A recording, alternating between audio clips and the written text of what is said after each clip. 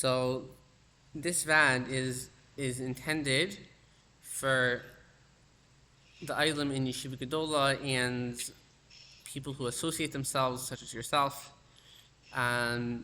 Basically, how to be Mekayim, a few things that the Rashi of Rabbi Katzin had spoken about recently.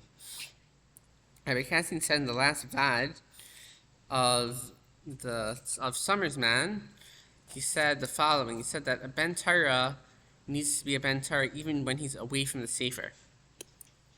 So of course we need to be a Ben Torah when we're learning, to learn with the proper Koved Rosh, but also when we're away from the Sefer, we also need to be a Ben Torah. And in the pre-Pesach vad, before Pesach being Zmanim, the Shiva, he mentioned basketball as a being Zmanim activity. So I want to stell these 2 points together and share some ideas about how we can play basketball like a Ben Torah. If we're going to be a Ben Torah away from the Sefer and we're playing basketball, so how do we play basketball like a Ben Torah? So with regards to approach, in a famous rant, which is like a speech with a lot of fire and passion, a professional football coach once said the following. He said, "You play to win the game." That was his opinion. That's the reason why you play. You play to win the game. However, Rabbi Katzin says that when a Ben Torah plays basketball during Binas Manim, he plays to relax. So we can note the difference between what the football coach said is playing to win the game, and what the Rashiva says for a Ben Torah playing basketball is playing to relax. Now, in addition to being a kiyum of what the Rashiva says, that an objective of being Zmanim is to relax, a person, a Ben Torah, can actually steig from playing basketball and still relax at the same time. It's not a stira. And hopefully the next period of time will demonstrate that relaxing and steiging while playing basketball is not a stira, and it's possible to accomplish both. Positive elements of sports. There's a phrase in America, old habits die hard. In Chazal, this is called Girsa Diankasa. We learn many habits playing sports growing up, especially for those people who played in more official leagues and teams. Some of the lessons we learned, like hard work, commitment to a goal, and teamwork, are very helpful and constructive to our lives as B'nai Torah. We can, like the Rosh Kol in Boston, Rabbi Beer says, we can sublimate, we can use these middos that we were koneh when we were young and use them for halachic purposes.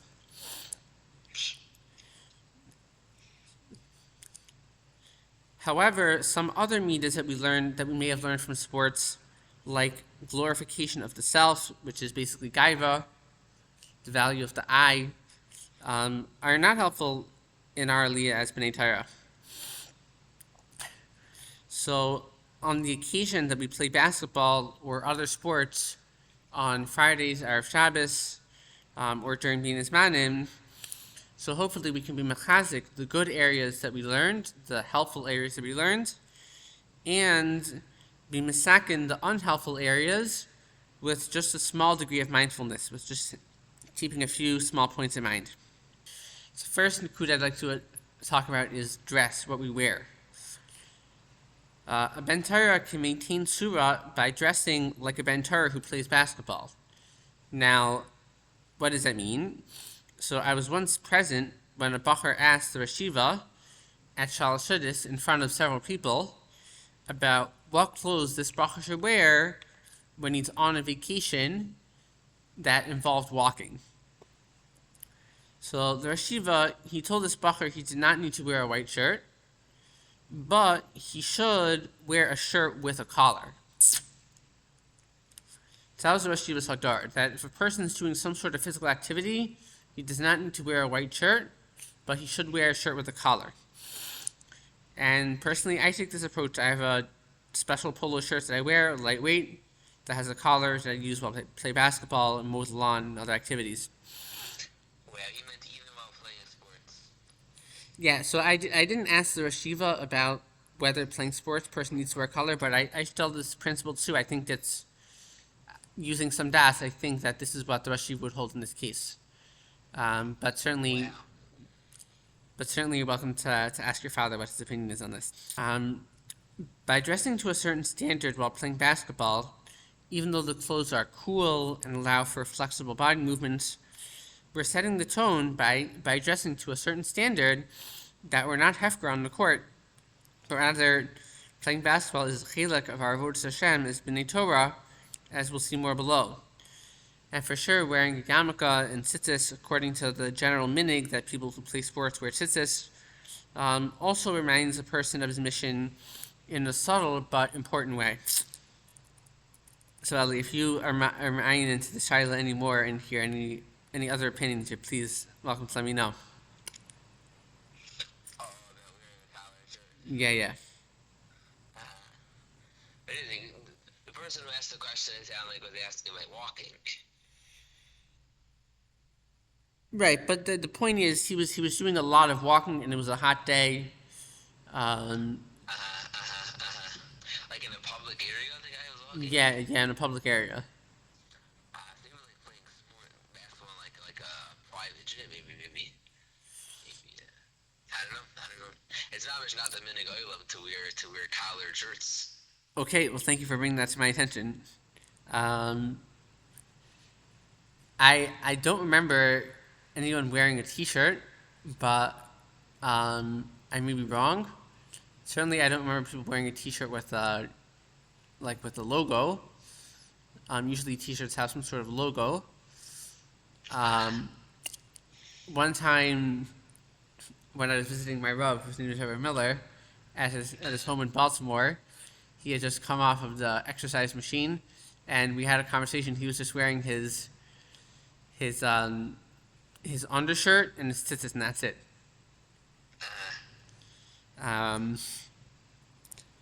So, okay, I hear you've been reading a few shadows about my two from the Rashiva, but fine, I think we'll weiter. Du bist der Talmud, I have to trust das. What was that? Du bist der Talmud. Yeah, I mean, the Rashiva always says that when we observe something, we have to use das. We have to use our own seichel to interpret when to apply to other situations. If we have a suffix, then we can ask. But until you were ma'ir to me, the minig ha'olam is not to our polo shirt. I mamash was not mesupik that wearing a polo shirt playing basketball, even in private, was the right thing to do. Oh, I'm not like coming to disagree. I'm just being aware, like, at least what I've seen it, I think it's the chalal, not the minig to wear. So what do people wear? T-shirts. And do they have a logo? No, generally not. Okay, so it's t-shirt without a logo. Like camp sometimes, they have these like shirts that have their name in the back, like Sachin. Right, in camp. Okay, Camp's good, yeah. fine. Okay, fine. Let me put that down as a ha'ara. Shkoyach. You could call me the Karnei Re'im if you want. Okay.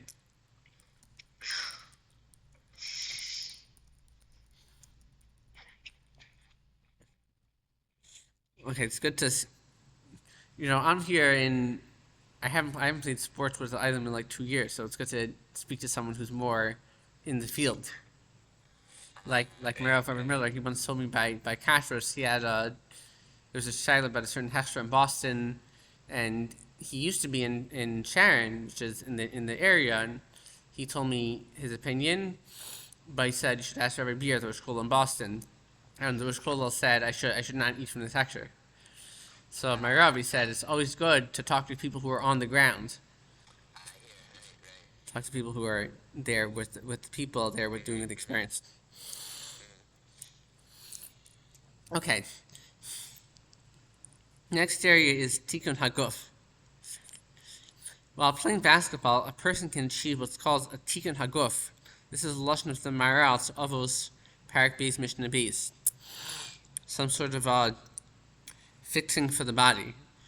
I asked the Rosh Yeshiva about this Lashon the Maral, and he explained that by putting the body in an active state, it will be helpful and constructive. Allowing a person's body to decay, to like wither away, not be mechazik it, is grounds for the body to be unhelpful. So we were discussing the Rosh Yeshiva's comments about the Maral. So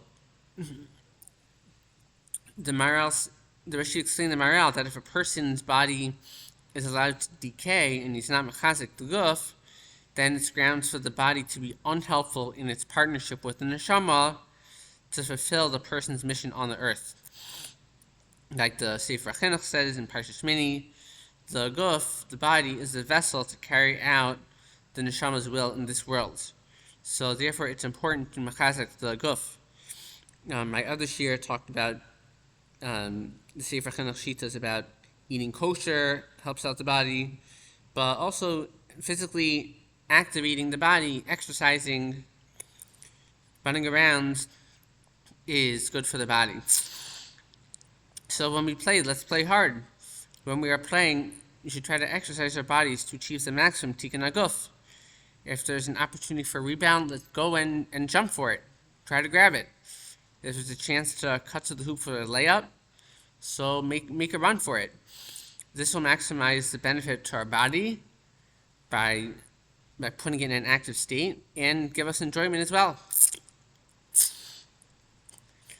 Having a chavrusa, i.e.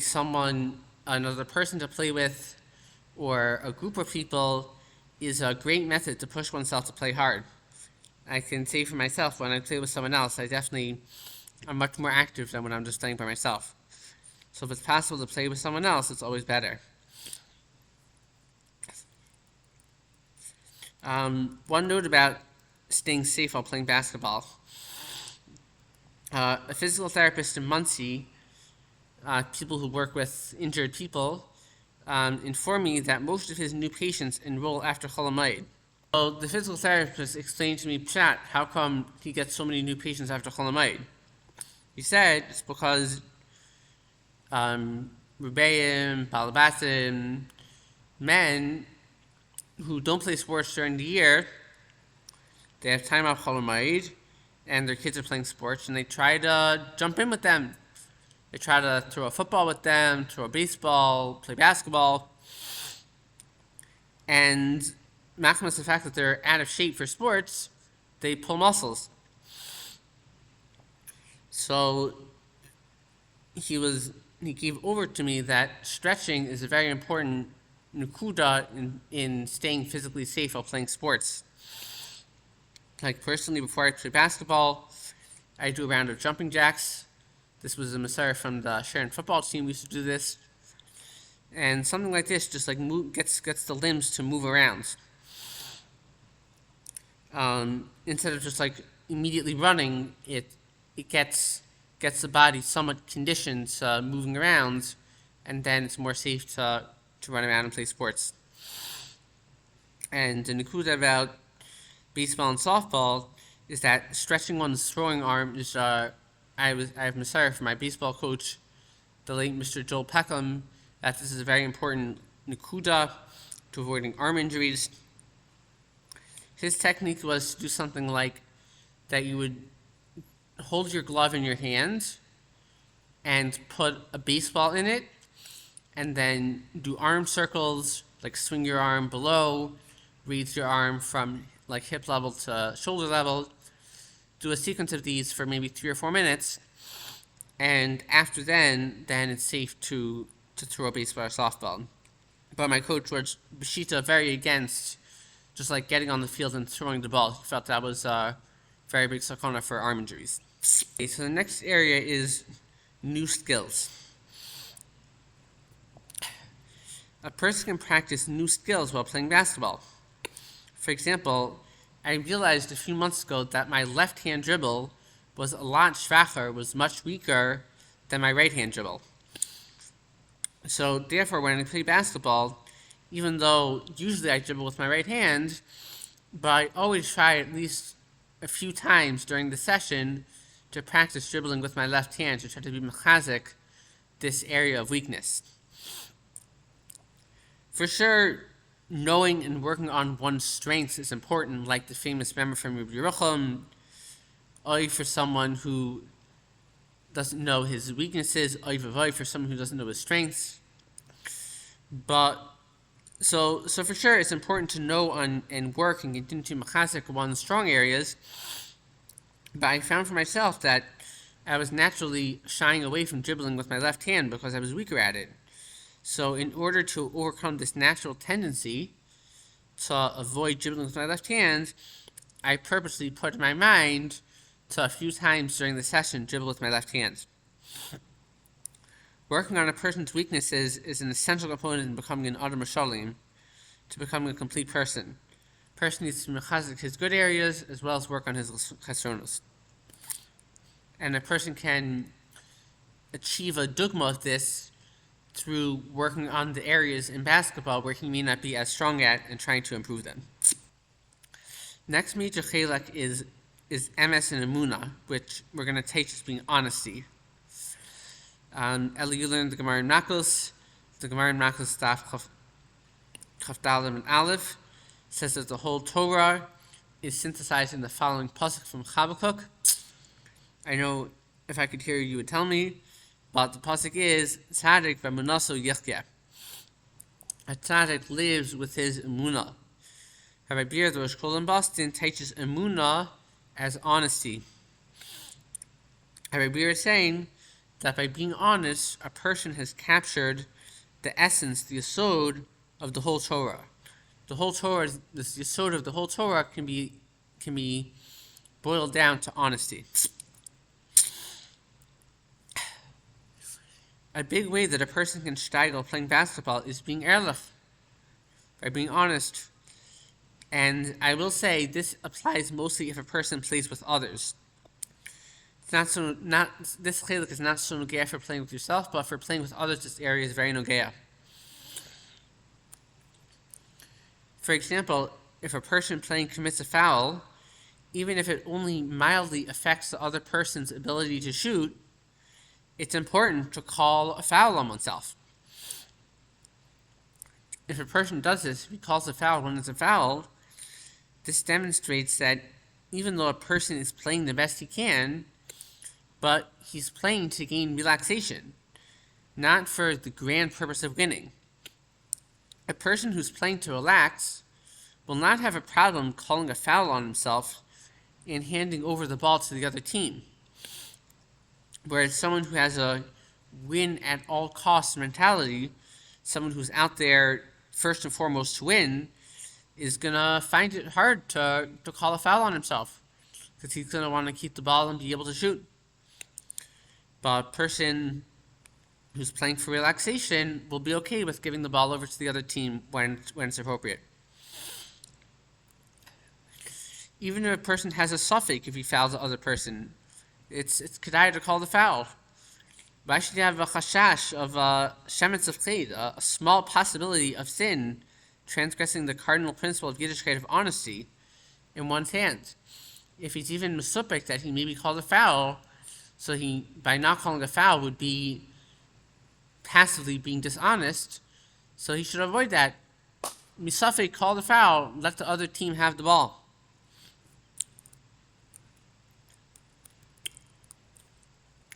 Calling a foul, if there's a doubt, will train a person to avoid any small sense of wrongdoing or hate. If a person is careful from staying away from slight deviations of dishonesty on the court, it shows that a person has achieved some degree of what the Mesil Shisharim discusses in the Suk of Yiras Chait, which is that Hashem is with a person at all times, even when he's not learning or davening, even while he's playing basketball. If he's willing to call a foul and be honest, and that honesty is important to him, it shows that he's with Hashem, and Hashem is with him even while he's on the basketball court. And the truth is, this is a major difference between us and the Goyim. There are some Goyim who believe that their God, however they imagine him, is with them in their place of worship, where they do their, so to speak, their avodah. but they forget about him when they go on the street. They just go do their own thing as if there's no God. But us, by playing with emes and emunah, if we call out of bounds, if we step out, even if it's only slightly, we're demonstrating that we believe that Yiddishkeit is all-encompassing, whether we're in shul, yeshiva, or even the basketball court, that Hashem is with us, and the Gedarim and the Halachos and the Anhagos of Yiddishkeit and Ehrlichkeit are with us no matter where we go. And to say over Avart, Rabbi Beer brings a pretty scary lashon from the Rabbeinu Bachai about honesty. Rabbi Beer is a big Talmud of Rabbeinu Bachai. The Rabbeinu Bachai writes that if a person is dishonest in his financial dealings, in Mechla Memchar, in business, if he's not honest with weights and measures or how much he charges, and I will expound this to if he's dishonest in his playing of sports, then the Rebbeinu B'chai says, then al karchach, it's going to be, he's going to come to forsake the Torah and forfeit his chilek in Olam Haba. So Rebbeinu B'chai is saying that Ehrlichkeit is a big yesod to making sure that a person will be able to mekayim the Torah and have his chilek in Olam Haba, and Ehrlichkeit, being honest, is a major area we can work on when we play basketball with other people. Kiddush Hashem. Being honest in playing is also a way to be Mekadashim Shemayim. Whether one is playing with family members, like brothers, like Eli, I don't know if you play with your brother, if he's playing with other friends from yeshiva, other Jewish friends, or even when he's playing with Goyim, like I have a neighbor who plays basketball all the time, so he and I play sometimes. So if a person calls a foul on himself when he fouls, it demonstrates the romamus, the uplifted and verified way that a Ben Torah plays basketball.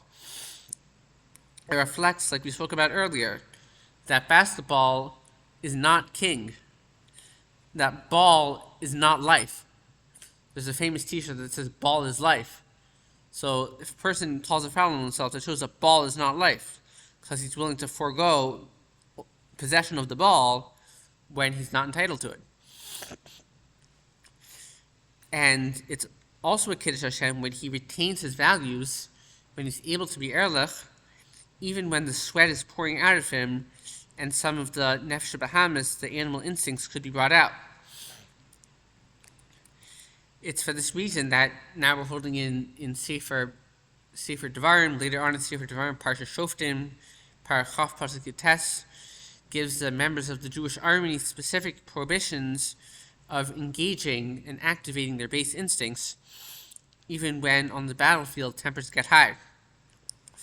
We can embody this midah by restraining ourselves from improper conduct, even when we are stretching our bodies and trying our best, running around, pushing ourselves, but by taking a hold on ourselves and not going into improper areas, as we'll speak a little bit more in the next section, then that's also a way to be Mekadashim Shemayim and show the uplifted and romantic way that a Ben Torah plays basketball. The next area I'd like to talk about is speech, dibur. We can make sure to speak like a Ben Torah when on the court. This for sure, I mean, it goes without saying, but it could potentially be an area that one could be nichshel in. So certainly it's very important to avoid any nivel peh or profanities. For example, if a person misses a shot, it's very important to avoid using words that a person would regret. For one, since we're playing for relaxation, it really shouldn't matter so much to us if the ball goes in or out of the basket as to think to potentially use a low word if we're discouraged that the ball doesn't go in the basket. If we're playing to relax, then if the ball goes in, great. If the ball goes in, that's also okay. We'll try it next time. And even if we are really into the game and it's being competitive and we're playing with other people and we're truly frustrated, we can still restrain ourselves. We can say, like, shoot. and instead of a more explicit version of the word. And I'll point out that even Goyim are capable of doing this, and many, in fact, do restrain themselves. And when I was involved in high school basketball in America, if a player would say a profanity, a swear word out loud, he would be called a technical foul, which I don't remember the exact rules, but I believe it means that the other team gets a free throw and possession of the ball. So there's some sort of a penalty, even the guardian recognizes that it's not tsukapas to be using profanities while playing sports. Loud gesticulations, like ah, or pounding of the chest, or in football spiking the ball, and other gestures that incite gaiva upon making a good play are best to be avoided. If he's truly enthused about his play, if he's like really excited and he made a good play, it's a much better approach to say Baruch Hashem. It's a wonderful alternative. It shifts the prowess of the Mesa, it shifts the godless of what he just did away from himself and brings it towards Hashem, the one who gave him Koach Lasos Chayil, who gave him the strength to be able to carry out this Mesa.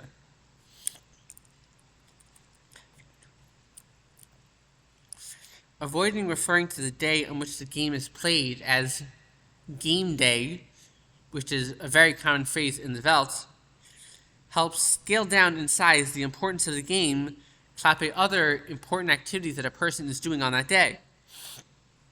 For example, davening Shachris, davening Mincha, Mariv, learning Seder Limud, if it's Pesach time, helping clean for Pesach, if it's Sukkot time, helping build a Sukkah, performing Kibbut Avim.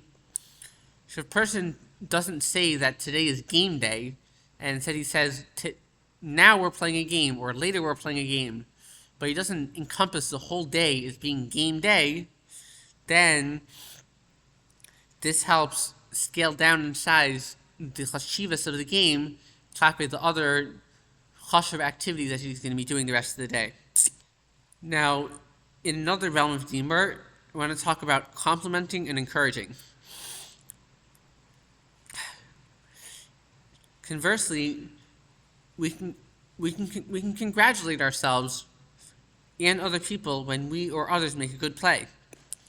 We can feel good about ourselves if we use proper technique, exerted ourselves physically, and made a basket or prevented our opposition from scoring without fouling.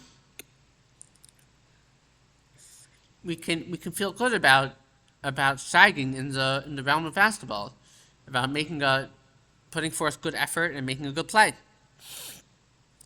Mar Chavusa, Rabbi Noach Chetzes of Sharon, always looks for ways to machazek his children and help them feel good about their accomplishments, even if it's not in the realm of Limud Torah or Siyas HaMitzvahs. For example, one of his children expressed an interest and ability in playing chess, so his father hired him a chess tutor to help him improve his chess skills, as to be machazek and boost his son's self-esteem. So, if we make a good play in basketball, then that can truly help us feel good about ourselves. It's true, it's not the biggest thing in the world, but whatever we can do, b'zman as that, to feel good about proper hishtadlus that we put in is a good thing. The Rosh Kollel in Boston, Rabbi Beer, he told me about himself that when he was a bacher in Philadelphia in the yeshiva, his rebbeim always encouraged him to play sport because he was an excellent athlete, and Rabbi Beer had a difficult childhood. His father was nifter at age 5, so his rebbeim were always mechazek him to do activities, even if it wasn't in the base medrash, that would help him feel good about himself.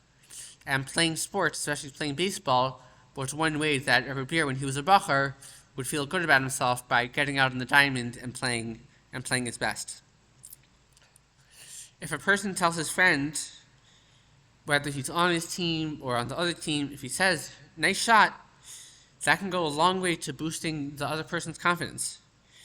It also imprints upon the person if he's complimenting the person on the other team, that the other team is not the enemy like what we may have been taught when we were young.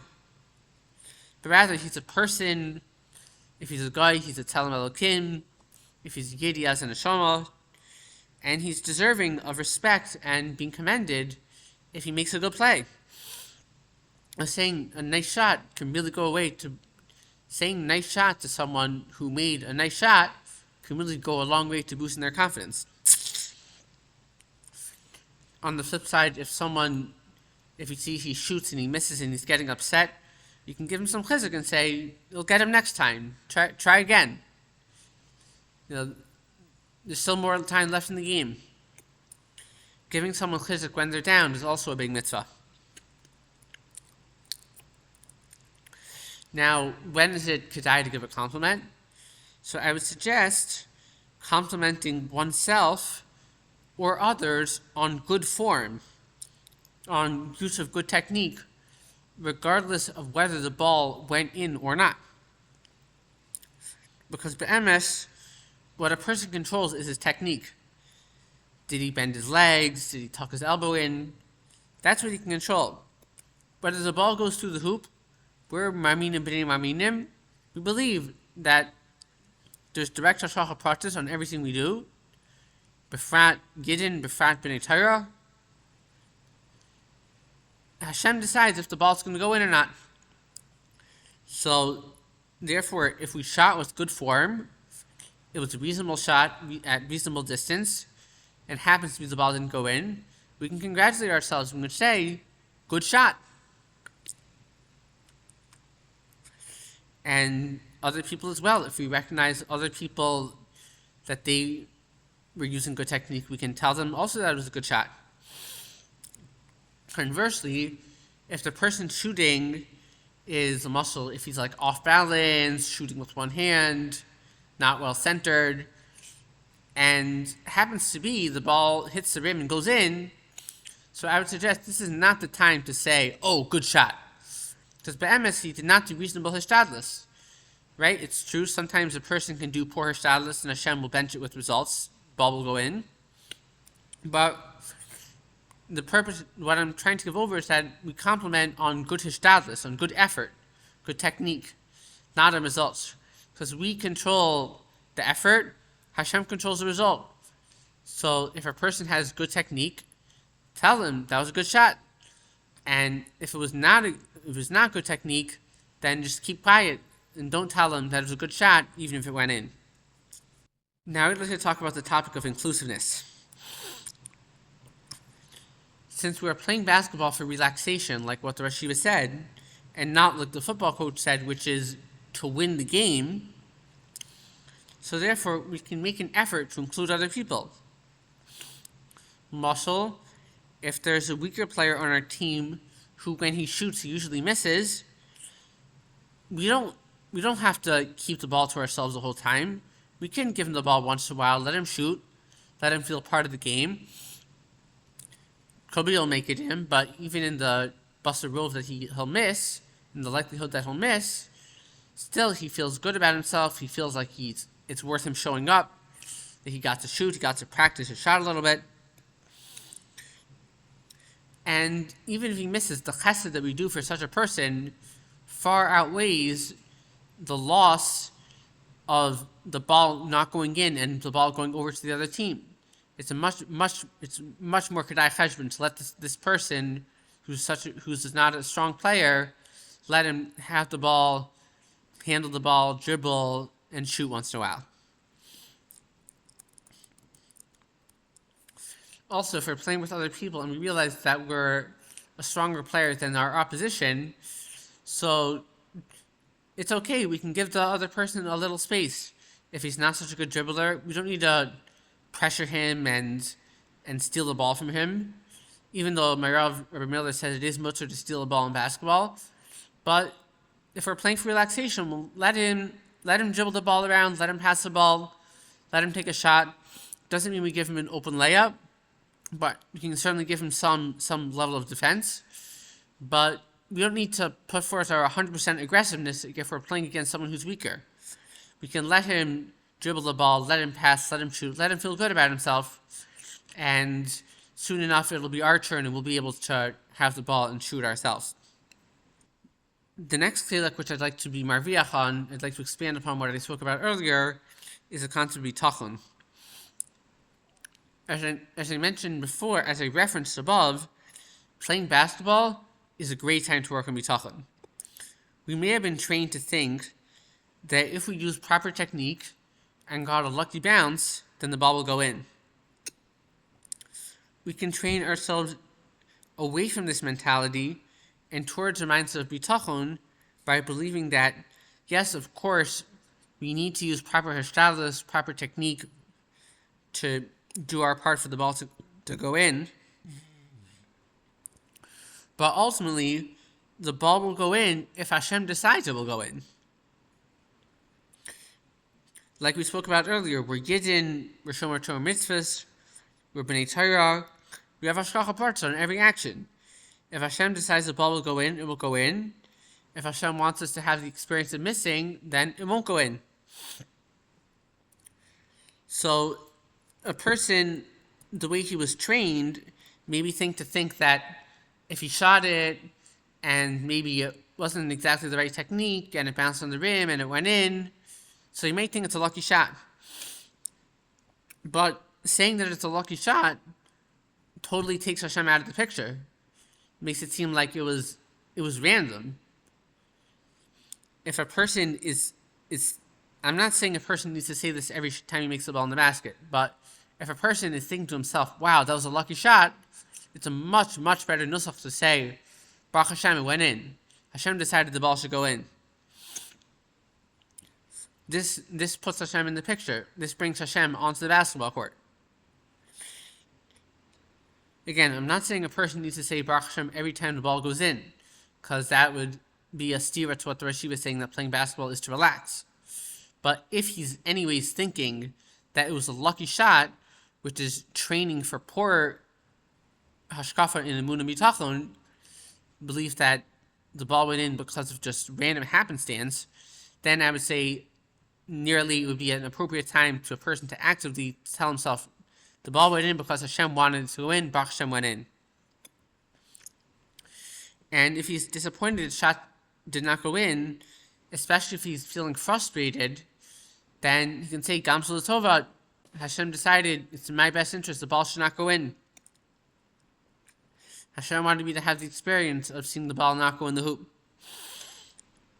And one of my Rebbeim from Muncie, Rabbi Naftali Reich, he says that a person is entitled to say Gamsul Tova even if the mishap, the error, was his fault.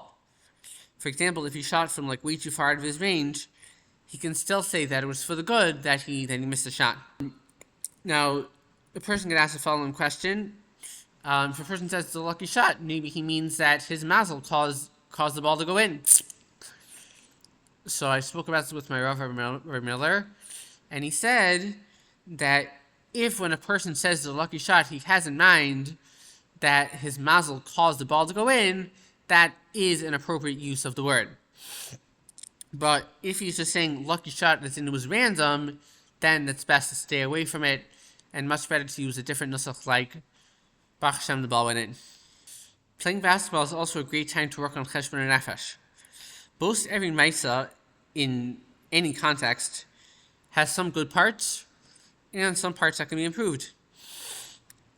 We may be familiar with the maisa brought down in Chovas Levo Sharachna, that the chassid who passed an animal, a carcass that was smelling terrible, and all the chassid had to say was, look how white its teeth are. The chassid didn't point out the bad smell, he pointed out the whiteness of the teeth. And there's room to apply this teaching to our playing of basketball. For example, if we're shooting a three-pointer and the shot is on line, but we're too short, we can be mechazek ourselves on the fact that we were on line with the shot. We can recognize that we used good enough form to align ourselves with the basket. On the other hand, there's also room for analyzing what went wrong. Perhaps the shooter could work on using more leg strength if he was too short, or maybe if it's just out of his range, next time he'll shoot from closer in. Like my father says, You have to know when to hold them and when to fold them. In this context, this means that a person needs to know when to push himself, like when to use more leg strength on a three-pointer, and when to concede and try for closer in shots. But a person can practice cheshbon nefesh, looking at what he did well and looking at what he did not do well. And this is, it's not even Tisha B'Av yet, so it's not Elul. We're not doing cheshbon nefesh, but when Elul comes, cheshbon nefesh comes. This is a middah we will have practiced while playing basketball, looking at what we did well and trying to be mechazik it, and looking at what needs to be improved and thinking about ways to improve it. Now let's talk about a few matters away from the court, away from the etzem playing of basketball. When a ben Torah plays basketball as part of his bein zmanim, he's so careful to make mincha, especially in out-of-town communities with only one mincha. In summer bein zmanim in my town, mincha this week was 7:35.